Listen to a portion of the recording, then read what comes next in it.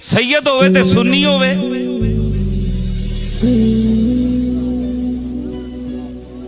है जी, उस आख्या सैयद होवे ते सुन्नी होवे। उस आख्या काठ दी कुन्नी नहीं ते सैयद सुन्नी नहीं। जिस तरह लकड़ दी हांडी नहीं हो सकती क्योंकि अग तले लगसी ते लकड़ सड़ वैसी। अज तक तुसा लकड़ दी हांडी नहीं देखी। इसी तरह तुसा सुन्नियां विचों सैयदां विचों कोई ऐसा बंदा नहीं तकिया जिहड़ा सुन्नी हो सी, सारे शिया हो सी। उसने दलील दी, उस आख्या काठ दी कुन्नी नहीं ते सैयद सुन्नी नहीं। मेरे दादे आख्या फिर सुन, काठ दा दिया नहीं ते सैयद शिया नहीं।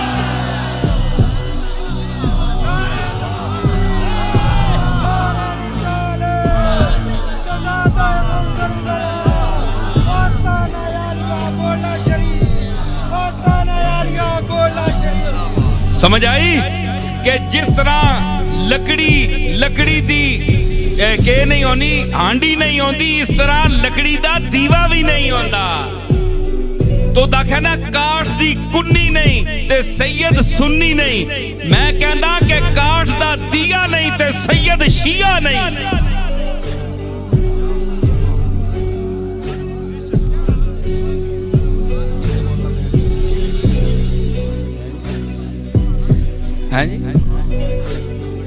हाँ, लकड़ जड़ी ना बाबा फरीद साहब दी ते मतलब है कि जेड़े वखरे होके बहंदे अल्लाह देंदा है उन्हें, हैं ते ए मां जानदी है ना, पता होंदा है ए कौन है केवे। इसी तरह अल्लाह जानदा है कौन केवे, क्योंकि माँ रबूबियत सुगरा की मालिक है जिसका कुरान ने जिक्र किया है, और वो रब्बे अकबर है, वो सबसे बेहतर जानता है कि कौन क्या है। इसलिए फरमाया इन्नल्लाह व मलाइकतहू युसल्लूना अलन नबी या अय्युहल्लज़ीना आमनू।